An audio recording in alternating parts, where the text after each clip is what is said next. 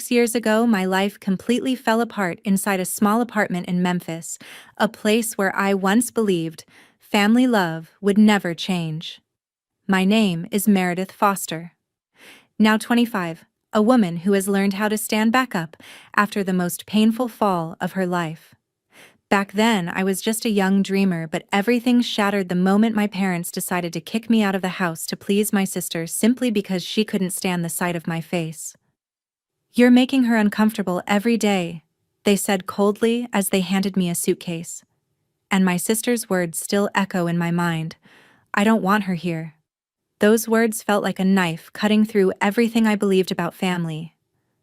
I left with nothing but a few clothes and a burning determination to prove they were wrong for abandoning me. Time passed and everything changed. Today, I live in Portland, Oregon, and I'm the owner of a $7.5 million mansion, the result of years of hard work, sleepless nights, and relentless determination. But then, out of nowhere, my parents called, not to apologize, not to make amends. No, they wanted something from me. They heard about the mansion, and suddenly I was worth their attention again. In every word they spoke, my sister's presence still lingered, her jealousy and selfishness still pulling the strings like before. Now they say they're coming to Portland, hoping to get a piece of what I built with my own hands. But what they don't realize is that I am no longer the weak girl they once threw away. Before we continue, comment below with the time and place you're watching this from. I truly want to see how far my story has reached. Growing up in Memphis, our family seemed tight-knit to outsiders, but inside our modest apartment, I always lived in my sister's shadow. In my early 20s, I watched her shine. Her sharp wit and striking looks won everyone over, from neighbors to teachers. She was the one who could do no wrong, while I scrambled to keep up, my efforts barely noticed. I didn't mind at first. I looked up to her, hoping one day we'd be equals. Then everything changed. My sister, in her mid-20s, rushed into a marriage that crumbled in less than 5 months. She came back to our parents' place, her suitcase slamming the floor like a declaration of defeat. The air in our home shifted. She wasn't the same person who left for her honeymoon with stars in her eyes.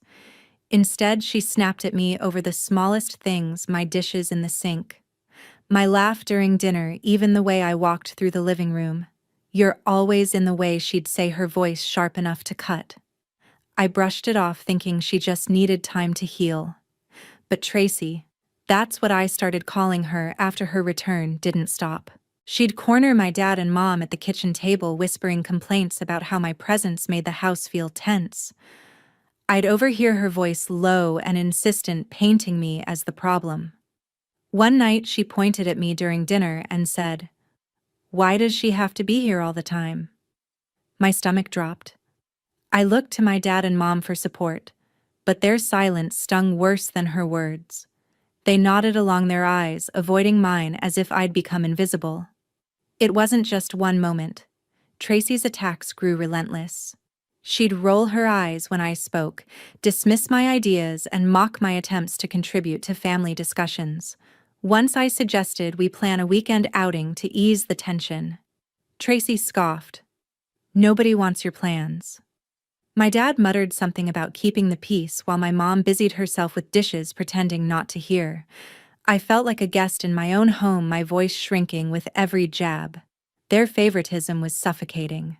My dad would praise Tracy's old high school trophies, dusting them off like relics, while my recent college grades went unnoticed. My mom would spend hours listening to Tracy vent about her ex-husband, but when I tried to share my day, she'd cut me off with, "Not now." I started eating meals alone in my room, hoping to avoid the crossfire. But Tracy's complaints followed me. "She's always sulking." She told them one evening, loud enough for me to hear through the thin walls. I clenched my fists, wondering why they couldn't see how she twisted everything. I tried to keep the family together. I'd offer to help with chores, stay quiet during arguments, even bite my tongue when Tracy snapped at me in front of guests. But nothing worked. The distance between us grew like a crack in the foundation of our home. I'd lie awake at night replaying her words, feeling the weight of their indifference. I didn't know it then, but those moments were building to something bigger, something that would change my life forever. When I was in my early 20s, my world turned upside down. I'd been working late nights on a tech app idea, a scheduling tool for small businesses that I poured my heart into. Excited, I shared it with my family one evening at dinner, hoping for feedback. I laid out my sketches explaining how it could streamline bookings and payments. My dad nodded vaguely. My mom smiled, but Tracy just leaned back in her chair, arms crossed, her eyes narrowing. I didn't think much of it then, assuming she was just in another one of her moods. Days later, I stumbled across a post in an online business group. My app idea, the exact features, the same workflow was being pitched as someone else's creation. The poster, Tracy. She'd taken my notes, my words, and claimed them as her own, boasting about her innovative project to strangers on the internet. My blood boiled. I confronted her that night in the living room, holding my phone up with the evidence. "This is mine, Tracy," I said, my voice shaking. "You stole it. Stop this now." She didn't even blink. "You're just jealous." She snapped, her lips curling into a smirk. "You've always been jealous of me." I stood there stunned, waiting for my dad or mom to say something. They didn't. My mom looked away, fussing with a napkin, while my dad muttered, "Let's not make a scene." Tracy didn't stop there. She escalated, turning every conversation into a chance to tear me down. "Her presence is dragging us all down," she told my parents one evening, her voice loud enough to carry through the apartment. "I can't stand seeing her face every day. It makes me uncomfortable."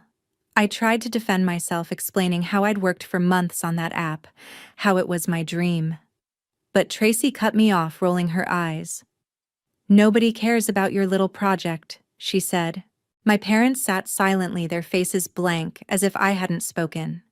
I felt my chest tighten, the weight of their dismissal crushing me. It got worse. Tracy started pushing for me to leave. One night, she cornered my dad and mom in the kitchen, her voice low but sharp. "She's causing too much tension," she said. "If she stays, I can't handle it." I overheard from the hallway, my heart pounding. I waited for my parents to push back, to tell her she was being unfair. Instead, my mom sighed and said, "We just want peace." My dad nodded, avoiding my gaze when I stepped into the room. I pleaded with them, my voice breaking. "This is my home too," I said. "Why are you letting her do this?" Tracy smirked again, folding her arms like she'd already won. The final blow came a week later. My dad called me into the living room, his tone flat. "You need to leave," he said, handing me a suitcase. "It's for the best." My mom stood beside him, her eyes fixed on the floor. "We can't keep fighting like this," she added. Tracy stood in the corner, watching, her expression smug. They gave me no choice. No discussion, just a few bags for my clothes, and a deadline to be out by morning. I begged them to reconsider, my voice cracking as I asked why they believed her over me. They didn't answer. The silence was louder than any words. I packed what I could, my hands shaking as I stuffed shirts and notebooks into bags. The app idea, my months of work, felt like ashes now stolen and twisted by Tracy. As I walked out the door, I turned back one last time, hoping for a flicker of regret in their eyes. There was none. Betrayal burned through me, but so did a spark of defiance.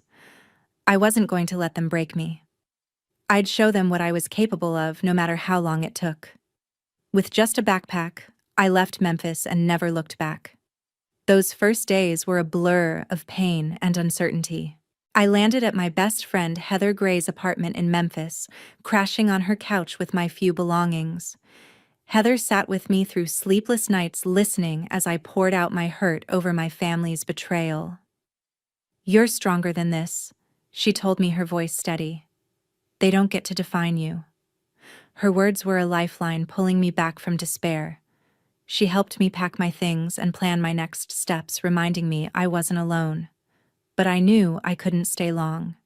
Memphis held too many ghosts. A week later, I moved to Chattanooga, Tennessee to live with my uncle Kenneth. He welcomed me like a daughter opening his home without hesitation. "This is your fresh start," he said, handing me a key to his guest room. His kindness gave me a foundation to rebuild. I enrolled in a community college that fall diving into computer science with a hunger to prove myself. My first year was grueling, balancing classes, part-time jobs, and the weight of starting over. I spent nights studying code, determined to turn my ideas into something real. Kenneth cheered me on cooking dinner when I was too tired to eat, telling me I had a spark he'd always seen. That first year, I threw myself into my studies. I aced my programming courses, earning praise from professors who saw my drive. I started sketching out a new app, one that built on the idea Tracy had stolen, but made it better, more intuitive, more powerful. It was a scheduling platform for freelancers with features to track payments and client feedback. I worked in the college library until closing my laptop screen glowing with lines of code. By the end of that year, I had a working prototype, rough but promising. Over the next 4 years, I poured everything into that app. I transferred to a university in Chattanooga, majoring in information technology. My days were a cycle of classes, coding, and pitching my idea to local entrepreneurs. I faced rejection after rejection. Investors called my app too niche or doubted my experience. But I kept refining it, adding features like automated reminders and secure payment integration. Kenneth was my rock, reading my pitch decks and offering advice. "Keep going," he'd say, when I doubted myself. Slowly, my hard work paid off. A small investor took a chance on me in my third year, giving me enough to hire a developer and launch a beta version. Users loved it and word spread. By the 5th year, my app was gaining traction. Freelancers across Tennessee were using it, and I expanded it to handle larger teams. I graduated with honors, but I didn't stop there. I founded a startup, pouring my savings into marketing and hiring a small team. We worked out of a cramped office, fueled by coffee and ambition. The app's user base grew to thousands, then tens of thousands. Revenue climbed, and I secured a major investor who saw its potential. By the 6th year, my company was thriving, generating enough to make a bold move. I bought a $7.5 million mansion in Portland, Oregon, a sleek, modern home that felt like a dream. It was proof of everything I'd built from nothing. News of my success didn't stay quiet. My Aunt Cheryl, who'd always been kind but distant, heard about my mansion through a mutual friend in Memphis. She called me one evening, her voice warm with pride. "You did this on your own?" she said, marveling. I told her about my journey, from those dark days on Heather's couch to the long nights coding in Chattanooga. Cheryl promised to visit, but I could tell she'd share the news with my family. I didn't mind. Let them know what I'd achieved without them. I'd turn my pain into power, and no one could take that away. One quiet morning in Portland, my phone rang with a Memphis number. I froze, staring at the screen. It was my mom. Her voice came through sugary sweet, congratulating me on my success. "We heard about your mansion," she said, her tone almost too warm. $7.5 million, that's incredible." I waited, sensing the catch. Sure enough, she pivoted. "You know, family tradition means we share everything. That house should be for all of us." My jaw tightened. Share. After they'd thrown me out, I took a deep breath and said, "Mom, I built this on my own. You don't get to claim it now." Her pause was heavy. Then she mumbled something about family unity and hung up. I sat there, her words echoing, stirring up old wounds from Memphis. I wasn't surprised when an email from my dad popped up the next day. His words were formal, almost demanding. "We're coming to Portland," he wrote. "We need to discuss this in person. It's only right." I read it twice, my pulse racing. Discuss. They hadn't spoken to me in years, not since they handed me a suitcase and told me to leave. Now they wanted a piece of my life, because I'd made something of myself. The audacity burned. I wanted to ignore it, to delete the email and move on. But a part of me needed to face them, to lay bare the truth they'd ignored for so long. Anger coursed through me, but I didn't let it take over. I decided to meet them, not for their sake, but for mine. I needed to close this chapter to say what I'd held back all those years. I wasn't the scared girl they'd dismissed anymore. I'd built a company, a home, a life without them. Facing them would be my way of proving that not just to them but to myself. I called Kenneth, my uncle, who'd been my anchor since Chattanooga. I told him about my mom's call and my dad's email. He listened quietly, then said, "You've earned every bit of this. Don't let them take an inch." His words steadied me. He reminded me how I'd started with nothing, how I'd clawed my way up through late nights and setbacks. "Stand your ground," he urged. "You owe them nothing." I nodded, even though he couldn't see me. Kenneth's faith in me was like armor, giving me the strength to prepare for what was coming. I knew Tracy would be there too. She was always the one pulling the strings, the one who'd turn my parents against me. Her name alone sparked a mix of fury and resolve. I could picture her walking into my mansion, her eyes scanning for something to claim, just like she'd claimed my app idea years ago. But this time, I wasn't defenseless. I spent the next few days preparing, mentally replaying what I'd say. I wrote down key points: how they'd chosen her over me, how I'd survived their betrayal, how I'd built everything despite them. I wasn't going to let them rewrite the past. By the time I hung up with Kenneth, my mind was set. This meeting wasn't about reconciliation. It was about standing up for the life I'd created. I didn't know exactly what they'd say or how they'd try to justify themselves, but I was ready. They'd see the woman I'd become, and they'd learn they had no place in my world anymore. A week later, a car pulled up outside my Portland mansion. My dad, my mom, and Tracy stepped out, their faces a mix of forced smiles and entitlement. They walked through the front door like they owned the place. My dad's eyes scanning the high ceilings, my mom clutching her purse, and Tracy trailing behind with a smug tilt to her chin. I stood in the foyer, Kenneth by my side, my heart pounding, but my resolve firm. They didn't greet me, didn't ask how I was, they just launched into their agenda. My mom spoke first, her voice syrupy but sharp. "This house is stunning," she said, gesturing around. "But you owe us, you know. We raised you, gave you everything. It's only fair we share this." I clenched my fists, her words slicing through me. Owe them. After they'd sided with Tracy and thrown me out, I shook my head, keeping my voice steady. "You gave me nothing but a suitcase and a deadline," I said. "This is mine." My mom's smile faltered, but she pressed on, insisting family meant splitting everything equally. I'd had enough. I stepped forward, looking straight at Tracy. "Let's talk about what you did," I said, my voice cutting through the tension. "You stole my app idea, posted it online as your own, and then convinced them to kick me out because I was uncomfortable to have around." Tracy's face twisted, but I kept going. "You manipulated them, turned them against me, and they believed every lie."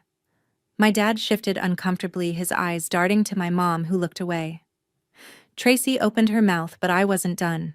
Before the meeting, my Aunt Cheryl had texted me screenshots from that online business group. They showed Tracy's posts claiming my app idea as hers, and messages where she trashed me, calling me lazy and jealous to justify her actions. I held up my phone, showing the evidence to my parents. "Here's the truth," I said, scrolling through the messages. "She lied about me to strangers, and you bought it without a second thought."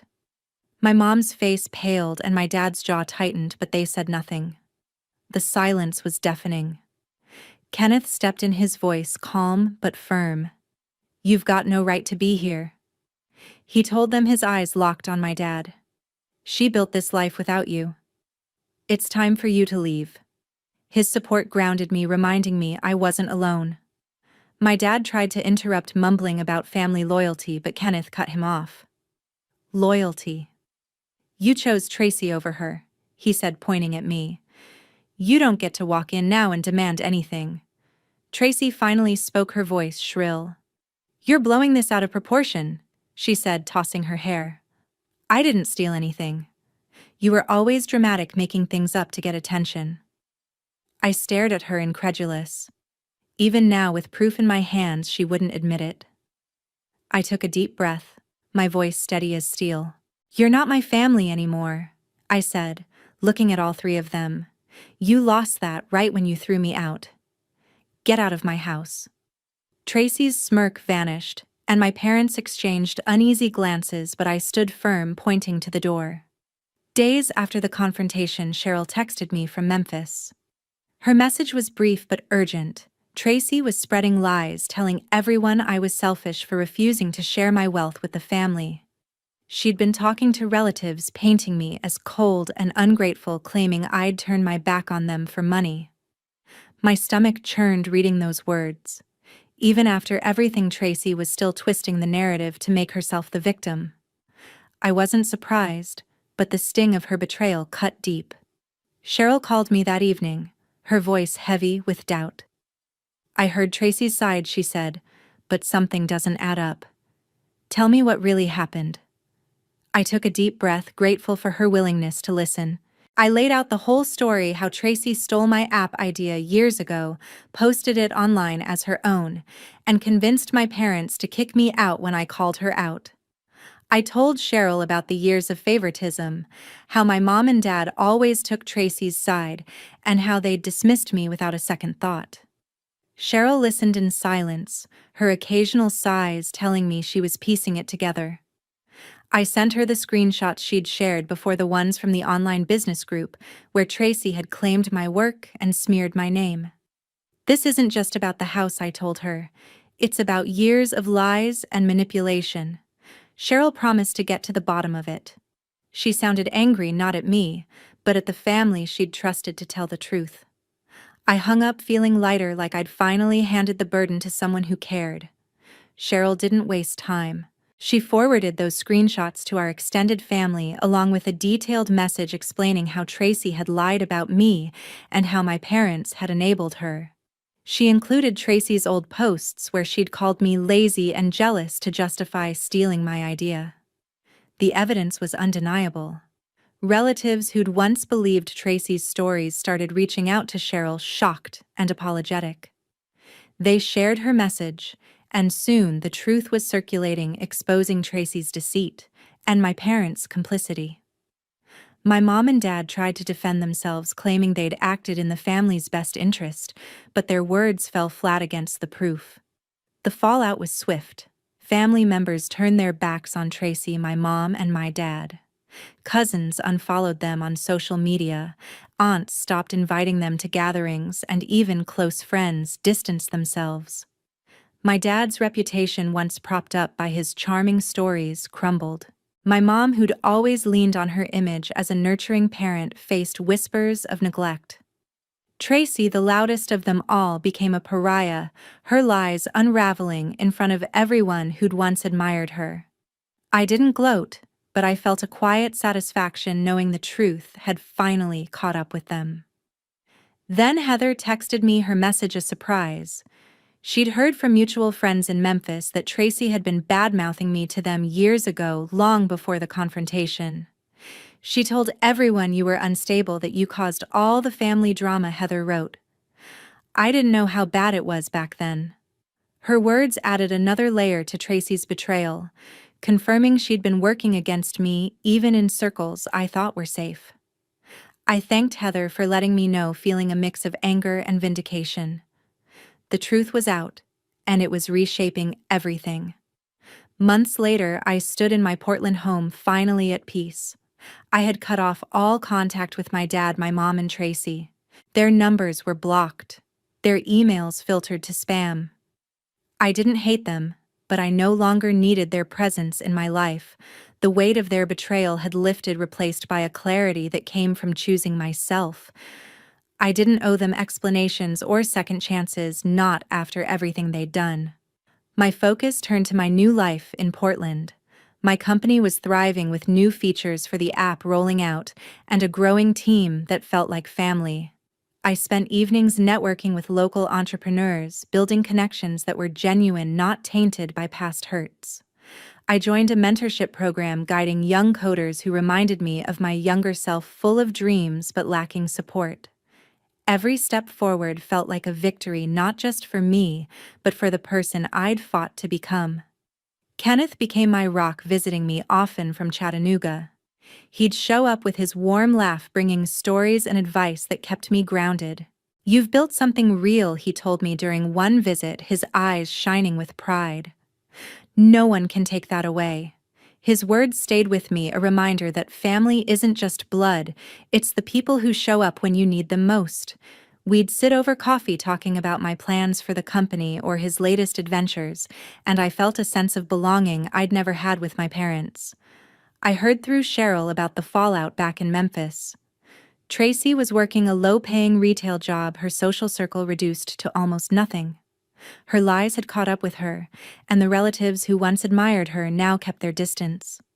My mom and dad, struggling with debts they'd hidden for years, sold their house to stay afloat. They moved to a small apartment, living quietly, their reputations tarnished by the truth Cheryl had shared. I didn't wish them harm, but I felt no guilt either. Their choices had led them there, just as mine had led me to Portland.